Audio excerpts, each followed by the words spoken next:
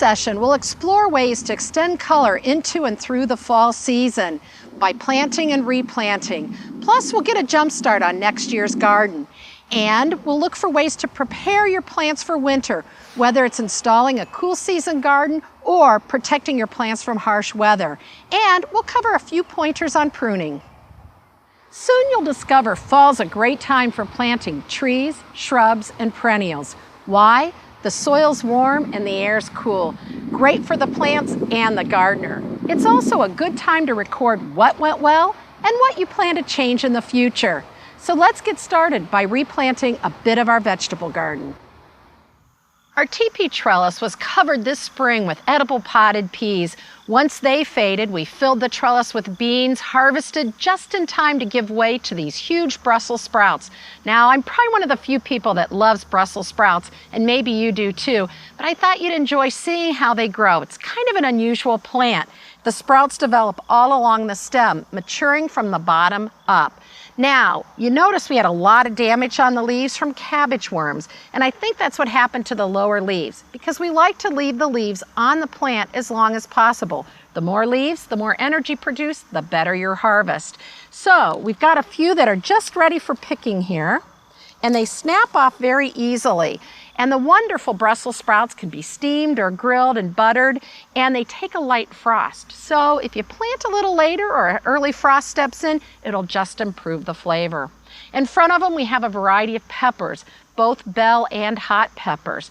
Now, peppers start out green, and as they mature, they turn a nice red. Now, with sweet bell peppers, the flavor intensity improves and it gets sweeter as it reddens. So wait till they're fully formed. Starting to red, you'll have a sweeter crop. Many varieties are being introduced that turn red sooner. For hot peppers, they start out green, turn red or yellow or orange, and the flavor improves. So we've still got a little bit of harvesting to do here to enjoy, but let's step over and see what's happening in the next bed. As you can see, our tomatoes did great. In fact, the homeowner had so many she was able to do a bit of canning. Now, a closer look at the plant may reveal a little bit of a disease problem called septoria leaf spot. And one of the things you may notice are these spots on the leaves. A common disease on tomatoes usually starts from the bottom and works its way up. The plant is fine, but by the end of the season, you'll have the ugliest looking tomato. One way to reduce problems with this is rotating your crops. So next spring, we'll plant our tomatoes in the other bed to help reduce problems with the septoria leaf spot. We'll clean that up in a bit. The other problem I often get asked about is cracked tomatoes. One of the problems with cracked fruit is the moisture imbalance. Too much or not enough water when the plants are starting to form the fruit versus when they're ripening. As that tomato expands, the skin doesn't and it cracks. You can still eat it, but you just want to cut out the bad area. Now you notice we have lots of green tomatoes left on the plant. Not a problem. If they're starting to show color like this, bring it inside, it'll finish to ripen. Even if it's just starting to go from dark to light green, that's a great way to know that it will continue to ripen indoors. The others, use them as fried green tomatoes or make some cha-cha sauce. Don't let them go to waste. It's a great way to add a little homegrown flavor to your meals as well. In front, we have some herbs, and you can see our basil did really well this year. And so we're going to preserve a little bit. Our homeowner loves to cook, and she used the fresh herbs, but the season's winding down, and this way she'll have some fresh from the garden, dried, preserved basil. This is a great variegated pesto basil. We're just going to clip these off, a few stems. Oh, and it smells so good when you're harvesting. And then I just pull a few of the leaves. They'll compost nicely.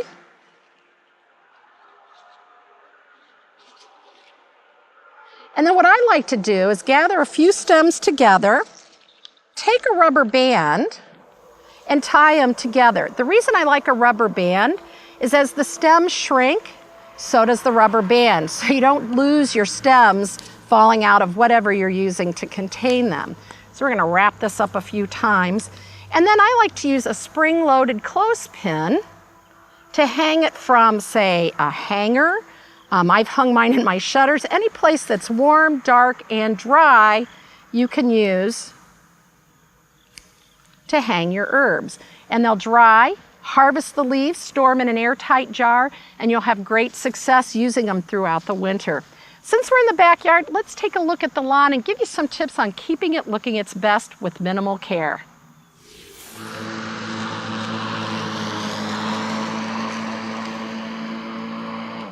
Whether you started with seed or sod, proper maintenance is key to keeping your lawn healthy and looking its best.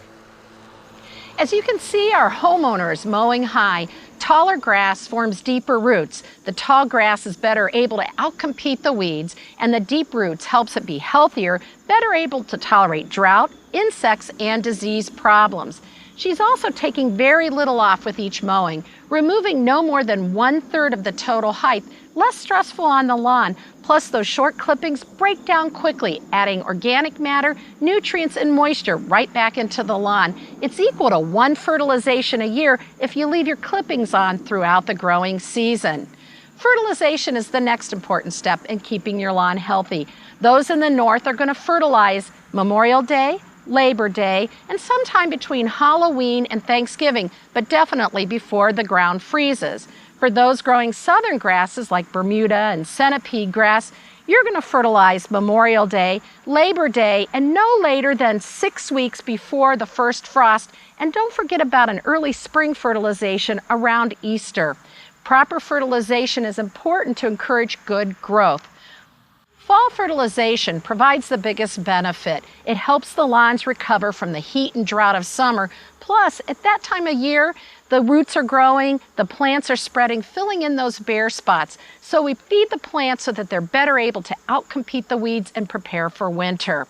If you are going to fertilize, use a low nitrogen, slow release fertilizer. Here's the benefit. You'll feed the lawn over a long period of time.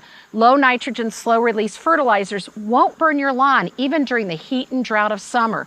Plus, any fertilizer left in the lawn in the fall will be frozen in the ground and available next spring, or sitting there waiting for your plants to grow when the growing season improves. Now, one of the things you'll want to do is always sweep those clippings and fertilizer off any hard surfaces, walks, patios, because if they wash off, they'll go into the waterway. So we want to be environmentally sound. And speaking of water, watering is the third important ingredient in growing a lawn.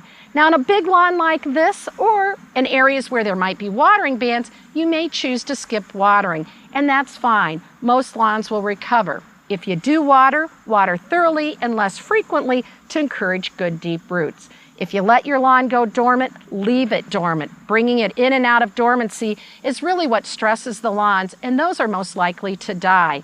You will have a few more weeds, but you'll save a lot of water, and your lawns will eventually recover. Now it's fall.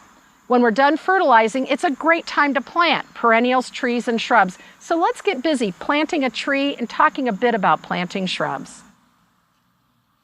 The warm soil and the cool air make it a great time for trees, shrubs, and perennials to get established before winter sets in.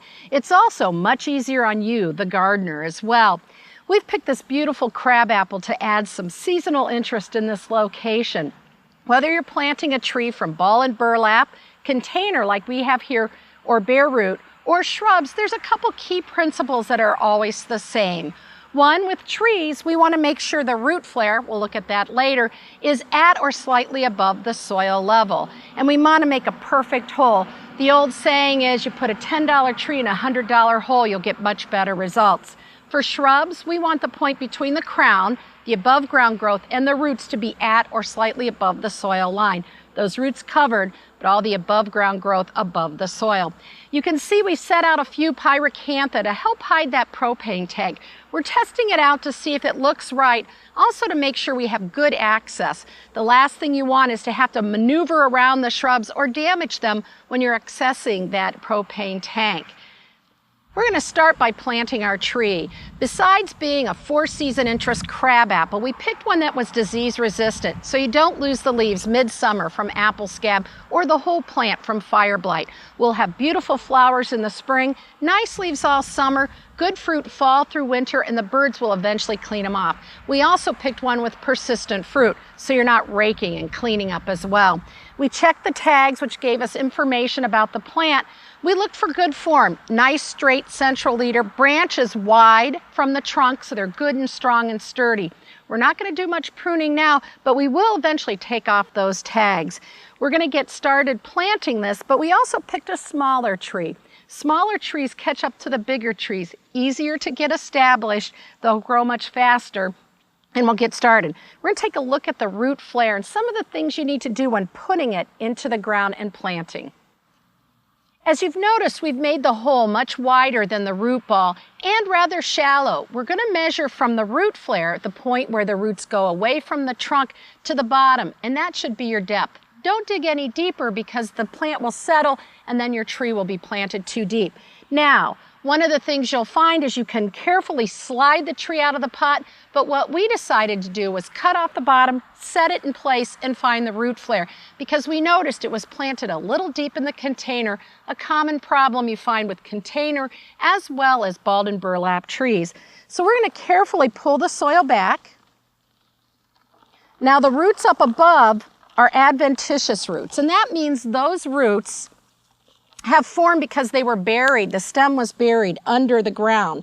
We don't want those to develop because they tend to girdle and eventually can strangle the tree. So we're going to clip those off. We have a couple big ones, and then that's always a point where you have to decide, do we leave that up or do we take it off? That one's kind of big, so we're going to see what we find. Again, pulling some of these roots. The other benefit of cutting away the pot is we disturb the root ball minimally so that the fact we've removed some won't hurt the tree as much. So let's dig down here. This swollen part is the graft. What happens with ornamental trees is they take the desirable plant, like a prairie fire, graft it onto a hardier rootstock, just any crabapple, so it's a lot quicker and easier for the nursery, more affordable for you. But that leaves this big knob. You want to make sure that's above ground. Crab apples are also known as suckering plants, so you'll get some suckers forming at the ground. Just prune those off as they develop. I have one in my front yard, so if you have one, you know what I mean.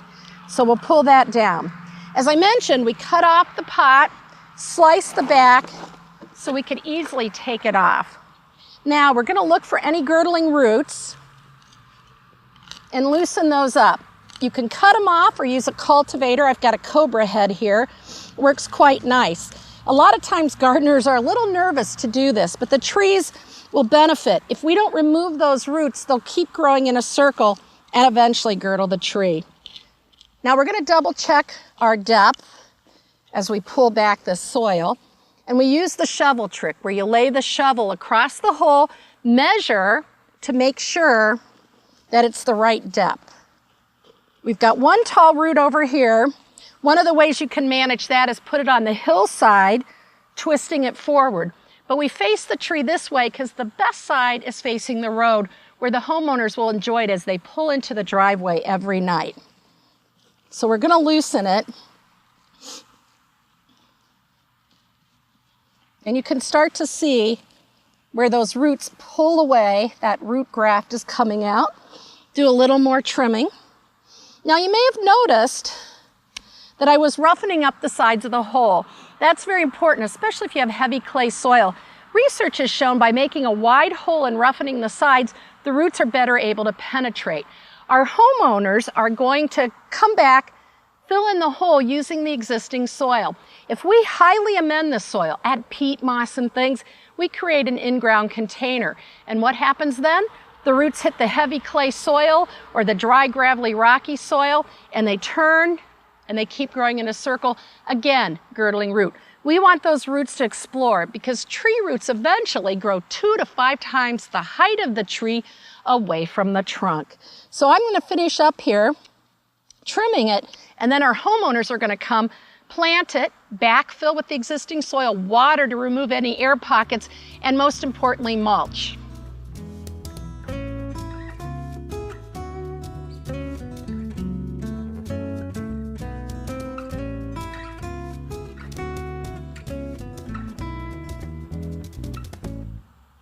Great job. You may have noticed our homeowners did a few things differently than maybe you've done in the past when planting a tree. Notice they didn't fertilize. Research has shown that fertilization should wait until 1 year after. Your tree will get the best benefit. Give it time to start rooting in. Also, they didn't do a lot of pruning.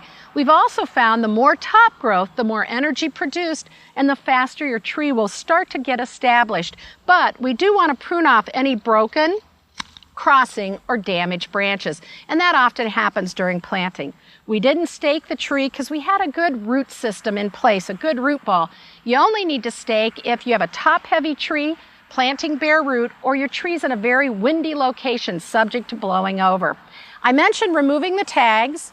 You want to do that because you'll be amazed how quickly your tree will grow, and these can girdle. And your tags, you may want to keep the one with planting information. It'll tell you the size, the width, so that you know how big your tree is going to get. Check these before you buy, but keep them for your personal records. We're going to water. We water just to get rid of the air pockets, mulched. Notice they pulled the mulch away from the trunk. No volcano mounds around the trunk of the tree. That encourages adventitious roots that eventually girdle and can kill your tree. We're going to put a soaker hose here so we can thoroughly water whenever the top 4 to 6 inches of soil is crumbly but slightly moist. It takes several years for a tree and shrubs to get established. Water and mulch are the best things you can do. Now let's take a look at our poolside garden and get it ready for fall. We designed the poolside garden for a busy couple, so we made it as low maintenance as possible. But plants are living things and they do require a little bit of care. We spaced our plants out so that they wouldn't need dividing soon, and we filled in with some fennel. The fennel got pretty big, but we took some cuttings, harvested what we needed for cooking, and then used the rest in our dried arrangement. Great way to bring the landscape right to your back door.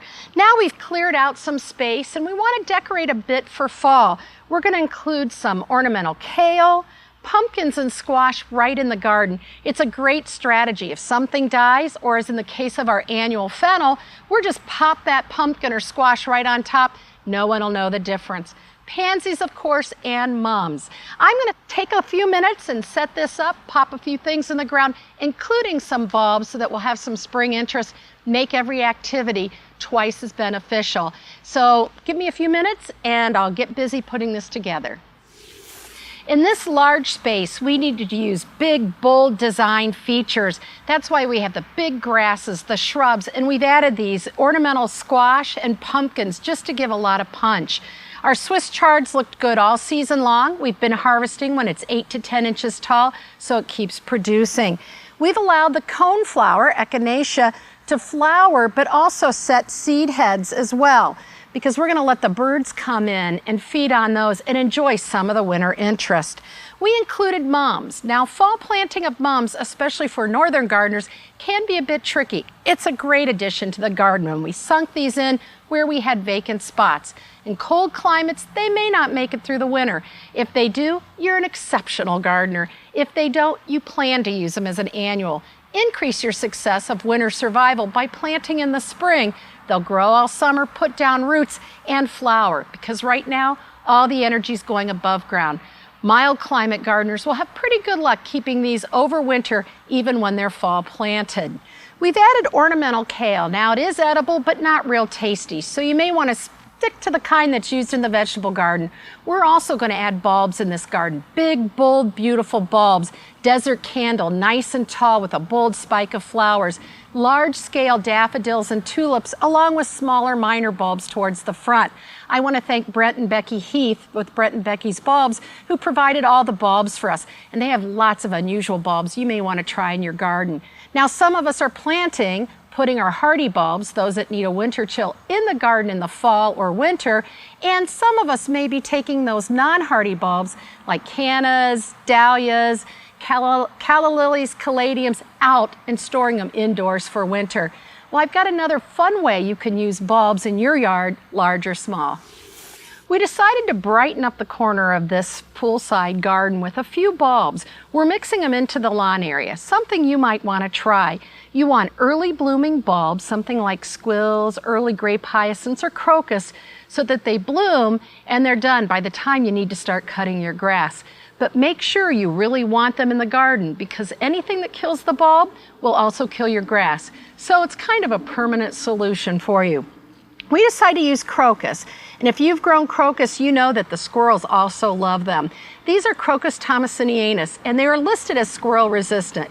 Now I'm a little skeptical, but I gave them a try, and guess what? 6 years later, all my other crocus were dug up by the squirrels, but not these. So these are perfect for a lawn setting, so you don't plant and let the squirrels dig behind.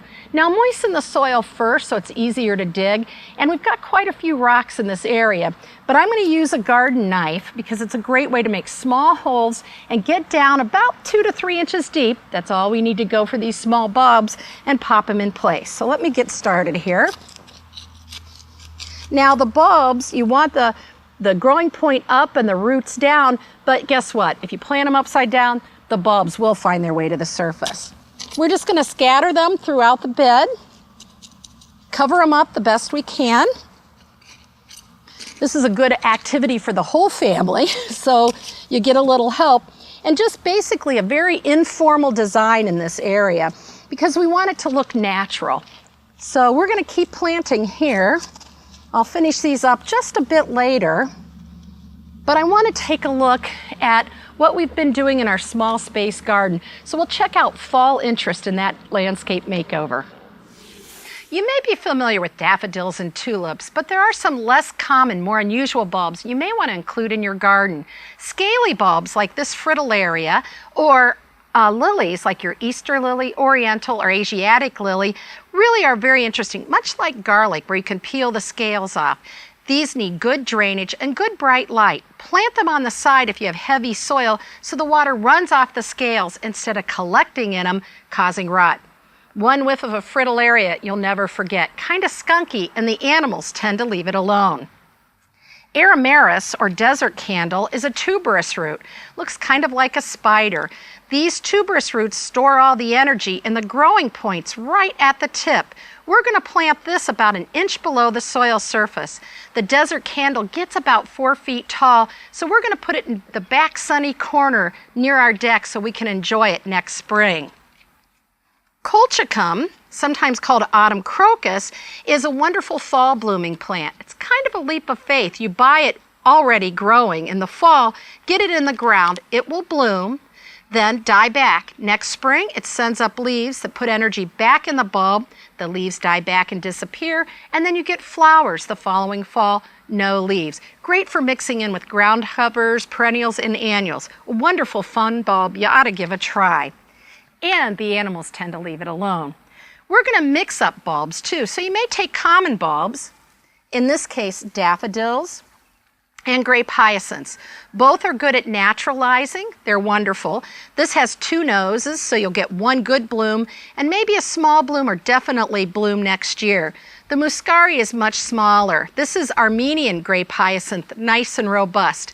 Now, this is a tall daffodil, and it'll be skirted by the lower grape hyacinths. In the front, we're putting baby boomer daffodils lower, so it'll be about on the same level as the grape hyacinth, doubling our bloom impact in this one bed. Now, we're going to plant the bulbs 3 times their vertical height deep, and we're going to mix in the muscari, kind of in an informal manner, because we're naturalizing the plantings here. A garden knife or a trowel works great. Many of them even have the measurements to help you with guiding how deep to plant the hole. Make sure you get it good and deep because you need to have it insulated from the cold and the heat. The cold in the winter and the heat of the summer. We're going to cover it and tamp it down. Now you can either fertilize in the planting hole, or what I like to do is on top once I get all these bulbs in the ground. Notice I used a low nitrogen, slow release fertilizer. I want to give it a little nutrient this fall, but not too much to stimulate growth. No bone meal, please, because the rodents love that bone meal. They'll go after it and your bulbs. So later I'll come back, scatter these muscari in between the daffodils, sometimes called narcissus, their botanical name, and we'll include those in this bed. You may notice that we did deadhead the coneflowers. The owner was hoping for a second flush of bloom. didn't quite have enough time or the right growing conditions, but she did throw the seed heads in the garden because they will reseed. Now you can leave them stand for winter on the plant to attract birds and for winter interest, or if you have too many plants, deadhead them and get them out of the garden. This is also a great time to plant pansies, and these are the cool wave pansies, a new spreading pansy. So instead of spacing them 6 inches apart, you can space them about 12 inches apart. And they're cold hardy in zones 5 to 4. So plant them in the fall when you're planting your bulbs. They'll give you flowers through December until the snow falls. And as the snow clears, they'll perk up, give you bloom. The nice part, as you leave the leaves of your fading bulbs, or as the leaves are emerging in spring, these flowers will help cover it up, adding color right at ground level. So be sure to include a few of these cool wave pansies in your garden. Now you may notice that we did have mulch, lots of leaves. I didn't rake this out of the garden because it's a great natural mulch. A good way to be sustainable. Leave your leaves, the small ones like this, in your gardens for mulch around your plants. Shred the bigger ones with your mower and leave them on the lawn. As long as you can see the grass for the leaf pieces, you're fine. Shred them, dig them into your annual flower beds. They'll break down over winter and you'll have great soil, or at least a little bit better, come spring. So look for ways you can include leaves in your landscape practices. Less work for you. Speaking of mulch, we'll talk about a little different kind of mulch, vertical mulching. The perennial garden in the neighbor's yard is doing okay. It's struggling a bit. Not enough to replace all the plants, but they certainly need a boost. We top dress with compost. Doing that every other year will definitely help your perennials, healthy or struggling. But we want to speed things up, so we're going to vertical mulch. Basically take an auger used for planting bulbs under trees, attach it to a cordless drill, and work that compost in. The benefit is we get the compost down to the root zone and we aerate the soil. Do it in several places and you'll get that aeration and it'll really help improve your plants. The other thing, after you prepare the soil, it's a great time to plant bulbs. We've got some Dutch iris, and you may think of iris as rhizomes, but these are actually bulbs. Good in zone 6 to 8 or 9, and they'll be early bloomers, great for cutting. We're also going to include some crocus. These are corms, and sometimes it's hard to tell which side up. This side goes up, the root plate goes down. They'll be planted very shallow, and this will give us nice spring growth. Now, if you've grown crocus, you know the squirrels and the rabbits love them. So you do need to use some animal repellent. I like the natural products like Messina Animal Stopper. It's made of herbs, and so it's natural. It won't hurt pets or kids, but it does keep the animals away. So you may want to use some type of repellent at planting, and especially when the plants come up in spring, so those deer and rabbit don't eat all your crocus. It's also a good time to put in perennials in the fall. Not only big plants like the coral bells that the neighbors have, but also small plugs like this. We can pop these in as we're planting our bulbs. And this lamium, dead nettle, you can see we're working that compost right in. That dead nettle will fill in around the hostas. Very shade tolerant, beautiful flowers in the spring, and it will look really nice with bulbs popping through and the hostas surrounding it, as well as the coral bells. We decided to add a few coral bells to tie it into the neighbor's yard, that area we just got done planting last spring, to really carry that through the neighborhood. And of course, some fragrant stalks for a good fragrant finish to the season. Now that we've done this, let's pop some bulbs in between the existing coral bell planting that's a bit fuller and requires a little bit different planting and care. The coral bells we planted this spring are really doing quite well, even in this shady condition. Now, most bulbs like full sun, but some will tolerate shade, and we're going to add bulbs to this front entrance to really liven it up in the spring. Next to the benches, we're going to use some cristata, Iris cristata, which is a crested iris. Shade tolerant, the leaves look good most of the season, and you'll have beautiful blooms early in the season. You notice it's a rhizome, not a bulb like we saw earlier. Squills are beautiful blue bulbs, come up early, shade tolerant, and will fill this garden eventually. We're starting with a small amount, but they'll multiply quickly and really add a beautiful blanket of blue to the garden.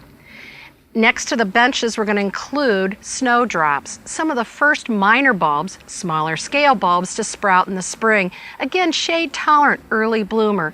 And one thing to keep in mind when you're looking at sun and shade conditions is much of our shade is the result of tree canopy, all those leaves. Early in the spring, the trees haven't leafed out, so the shade isn't there until later, after the bulbs have put on their show and much of the foliage has declined. We're mixing a variety of bulbs in here, not only to add color, but mixing them with perennials is a great way to reduce your maintenance. The bulbs will peak up through the foliage, bloom, and then as they fade, the new leaves on the coral bells will fill in, masking those declining bulb leaves. We must leave the leaves as they decline in spring to put energy back in the bulb, and hiding them with perennials reduces your maintenance and improves the look and beauty of your garden. We're going to also use a variety of colors. We've picked a lot of apricots to go with our purples, ambers, and chartreuse. Now, often you think of planting daffodils in groups alone, or maybe hyacinths by themselves, or tulips. Well, we've selected a variety that have a lot of apricot colors in common. So our gypsy hyacinth is a beautiful apricot fragrant bloom mid-spring. We've used an apricot beauty tulip that's going to give us a lot of beautiful color that will complement that gypsy hyacinth. And then of course a daffodil Salome, which has an apricot trumpet and a white backdrop. So these three will go together. Mixing it up gives us a variety of textures in the garden, and it really expands our design and our bloom impact. And if the animals eat your tulips, you still have the hyacinths and the daffodils to put on a show. Well, I'm going to get busy planting these. You've noticed I've set them out to make it easier to do my design ahead of time. So I'll start planting, and then we'll take a look at the garden overall for one last look at this beautiful front entrance. The goal of our design for this front garden was to fill this small space with beauty from curb to the front door throughout the growing season, and I think we've done just that. We're back at our small space test garden, and as you can see, it's fall. We've tweaked some of our ideas, worked on our solutions, and added a bit of seasonal color. We're going to look at our biggest challenge first, shade and a lack of water. And it's something you may be struggling with, trying to grow a garden under an awning or deck. Things are looking better, but the extremely low light and lack of moisture have us off to a slow start. The ferns growing in that corner with the impatiens are doing well. The impatiens have stretched out reaching for the light, but provided lots of color throughout the season. The Simicifuga we added is off to a slow start. With the lack of light and moisture, it's going to take a while for it to really take off, so we need to be patient. So in the meantime, we added this indoor palm, tolerant of low light, provides the screening and softening we are looking at, and we can move it indoors for in the winter. But we'll talk about that in just a bit. The ferns we used to kind of de-emphasize that meter so that we didn't notice it. It's doing okay, but that extremely low light really has it struggling. What you may want to do, and what we'll do next year, is swap it out with the other fern growing nearby that has a bit more white. By swapping them out every week or two, we'll have two good-looking ferns. Now let's take a look at the rest of the garden. We've moved to a bit sunnier corner of this garden room where we added some annuals to existing and new perennial plantings. As you can see, they're all doing quite well, including the Simicifuga, planted at the same time as the one in the dark corner, but with the right light and moisture doing much better. But not quite enough light for the Clematis, or as many of you may say, Clematis. The problem here is still not enough sunlight for it doing well. We gave it another season in this garden, but we'll be moving it to an even sunnier spot next spring. Now, taking a look at the plants, you'll notice the Hakanakloa grass, or Japanese forest grass, is doing okay, but off to a bit slower start. The old saying, the first year perennials sleep, the second year they creep, and the third year they leap, certainly is true in this case. We'll give it a little more TLC and watch it take off next season. But in the front of the garden, the moneywort certainly leapt in this first season, crawling off across the patio where it's doing quite well, giving the look that the homeowner wants. Now, if you like it a bit neater and tidier, just get out the pruners and keep it trimmed, and it'll do just fine. And you may have noticed we added a few containers to provide a little bit of a definition of space in this garden and add some seasonal interest. So let's move on to the next spot. As you can hear, we've turned the fountain on for a little extra ambiance in this corner, and the extra sunlight sure has made a difference in how this clematis is growing. We've left the seed pods on for winter interest because they'll persist through the winter, and we'll leave the plant stand so that the birds will have a nice habitat. Now, pruning is a common question I receive on clematis, and you may be wondering as well. If your clematis blooms in the spring, prune it right after flowering, if it needs pruning. If it blooms in the summer or fall, prune it in late winter or early spring before growth begins. And prune only if you need to control the size or remove disease or insect-infested stems. You'll notice the grass in front has really taken off. The Shenandoah switchgrass really provides a nice light, airy texture among the Siberian iris. But we'll remove a few of those Siberian iris this spring to give it more room to grow and flourish. We also added some asters by the fountain. You may remember we had beautiful blue lobelia for spring and early summer, but the heat of this summer really took them and other cool season annuals out. But the good news is it's an opportunity to try new plants. We added some nice fall interest with these potted asters. This is just one of many ways you can use containers in your small or large garden. Join me for my container course for even more ideas. Now we're going to take a look at this peony that's had a few problems this summer and give you some quick fix ideas. Our peony is suffering from a common disease, botrytis and Phytophthora blight, causing all these spots. One of the easiest solutions is to remove the infected leaves as you find them, leaving a lot of the green foliage to photosynthesize and put energy back in the plant. Key to cleanup is fall. Cut it right back to ground level and dispose of those infected leaves. Don't compost, as you'll spread the disease. After clipping, we're going to have a bit of a hole in our garden. So I potted up some stalks to fill in this hole. It'll add some nice fragrance as well as white, echoing the white of the vinca and the lantana, to brighten up this corner so the homeowner can enjoy their garden in the evening. The fragrance just adds an extra sense to this garden, making it wonderfully fragrant, along with the lavender that's just beginning to bloom and the gardenia that flowered earlier in the season. You may notice that our geraniums are spilling over the edge. I love the way it looks, and so does the homeowner. But you can trim these back throughout the season for a little neater and tidier appearance. Isn't the arbor amazing? In just one short season, our annual hyacinth bean vine has quickly covered this arbor. The flowers and seed pods add color and drama to this trellis, while our perennial vine, the sweet autumn clematis, is just getting started. We've got a few fragrant blossoms, but in a couple of years, this vine will quickly cover the arbor, providing fragrant flowers for the homeowner to enjoy each fall. Now, I might want to remind you that, you know what, this garden room had a few things in place, but not enough, and we had quite a few challenges, something you may be able to relate to. But in one short season, from April to September, we made quite a few changes, so now we have a beautiful retreat for our homeowner to enjoy year-round. As we close this series, I'd like to share my favorite definition of a green thumb gardener. It's someone who's planted a lot of plants, perhaps killed a few along the way, but most importantly, they keep planting. So keep this in mind as you move forward. Now, we've covered a lot on this journey, and I hope you found it to be wonderful. One of the things I like about gardening, it's never finished. You're always learning more, and best of all, there's always new plants to try, filled with variety, and the opportunities are endless. I love to watch the garden throughout the season. Seeds become plants, bulbs burst into bloom, the garden's transformed. Changes, big or little, are powerful.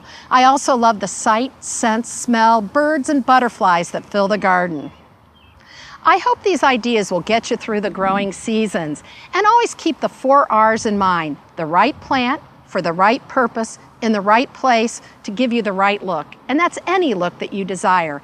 If you do this, you'll always create beautiful gardens. And consider keeping a photo journal to share with your friends, much like our homeowners did. And then take some time to relax and enjoy the beautiful garden that you created. But most importantly, have fun.